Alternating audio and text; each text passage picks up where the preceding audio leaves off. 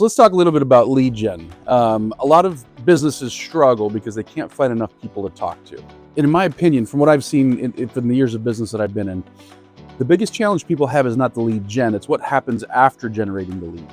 So I've been doing some pretty heavy lead generation for probably about 10 years now. I had a business when I sold it. There was probably 90,000 leads in our database that we had generated over the years. I've helped other businesses generate tens of thousands of leads. And so the leads themselves tend to be the easiest part of the equation.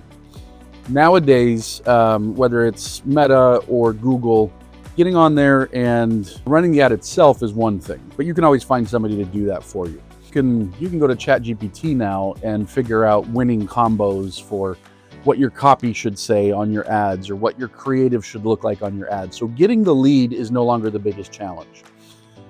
Getting in touch with the lead is the biggest challenge now. A lot of people are looking to AI to do that.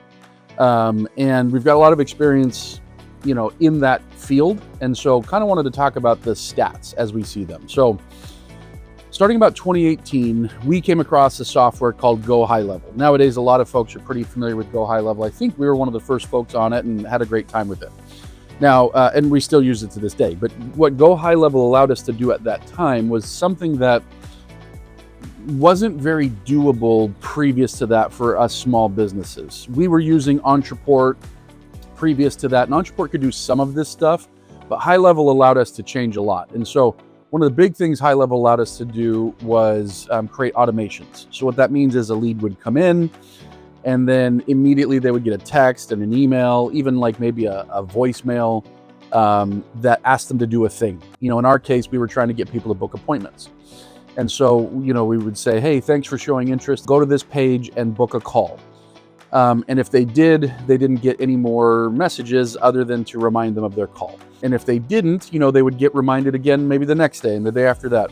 And so these automations would do a good job at taking a raw lead and getting them interested. We would do emails that kind of warmed them up to who we were and what we were doing.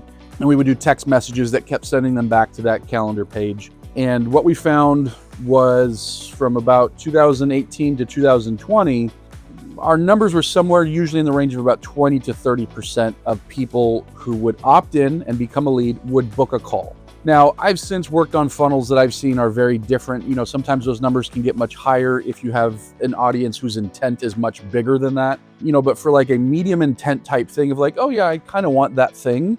We were finding 20 to 30%, booking a call was doable.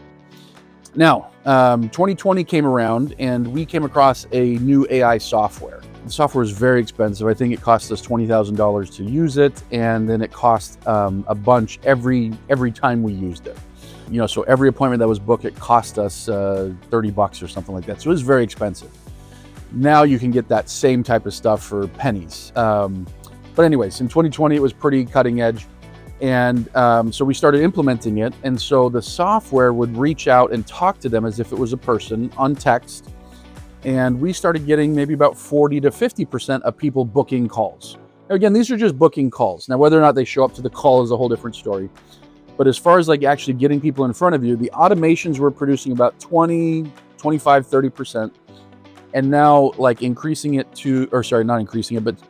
over to AI, having these conversations and not needing to send them to an external page where they had to book.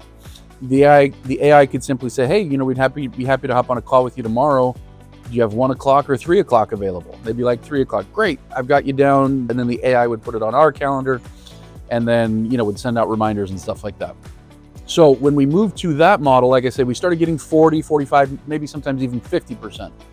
So yes, it was expensive. It cost us $20,000 to set up and like 30 times but because it was getting so many more people on calls, it was worth it, right? Because a lot of our ad budget was going to waste previously because the automations just weren't doing a good enough job getting them on calls. Now, 2022 came around and we said, hey, I wonder if we could even do better than this. So we started hiring folks overseas, phone agents who would call and text and kind of give that double barrel approach of calling and texting. And frankly, a lot of it, calling and texting for, maybe 2 or 3 times a day for a week, and then maybe once a day for a week, and then maybe once every week for a month, and then maybe once a month. So a lot of follow-up. And we found that doing a lot of follow-up was able to get us closer to 50 to 60%, sometimes 70% who would book a call, depending on the industry, depending on what we were doing. So the point being, at every single point along the way, the lead generation stayed fairly similar. Like, yes, like Meta has changed a ton over the years, but like ultimately it was like, hey, here's an ad showing the type of thing that we're doing, and you enter your information. That part stayed relatively the same the whole time. And what changed was how we followed up with the leads after. And I say all this to say that so many businesses now are struggling because they're really trying to get in front of their leads. And I'm not saying that everyone needs to hire a call center or needs to do AI or needs to do automations. What I am saying is understanding your numbers so that you can get in there and you can say, hey, how many leads does it take to actually get a qualified, phone call? How many qualified phone calls actually show up to the phone call? When we were doing things like that, we found the manner in which we followed up with the lead was the most important part. And that's, like I said, that's the most critical aspect of it. And so changing the copy on the ad, everyone's always looking for the magic bullet. Like maybe this type of ad is a little bit better. Maybe this type of picture on my ad is a little bit better. Maybe this type of video is a little bit better. And you'll find that there are better and there is worse. But the biggest lever that you can pull as far as getting more people in front is in front of you for sales conversations is what happens to that lead after it's generated. Are we letting automation handle it? Are we letting AI handle it? Or are we calling it? Now, with like a call center type activity, right, where we do a lot of calls. Now, I find that with a lot of businesses that I speak with in the first place, that there's almost none of this, right? A lead comes in, because not only, are we calling the leads, but are we calling the leads within 60 seconds? Because oftentimes the lead comes in, nobody calls it for a few hours, they call it once or twice, that lead's bad. And I can tell you from data and experience that no, that's not how we gauge bad leads. That the speed to the lead and the amount of times that we follow up is the biggest thing, whether it's automation, AI, or humans combined with automation and AI. There has to be kind of that component of follow-up. And most businesses aren't even at the starting line. Most businesses aren't using automations. They're not using AI. They're not using phone centers. They're just getting the lead and they're calling once or twice, and then they're calling it at that point, hey, this is either a good lead or a bad lead. And that's just not the reality behind today's lead generation, where everybody has a million things on their plate. And I'm sure, think about yourself.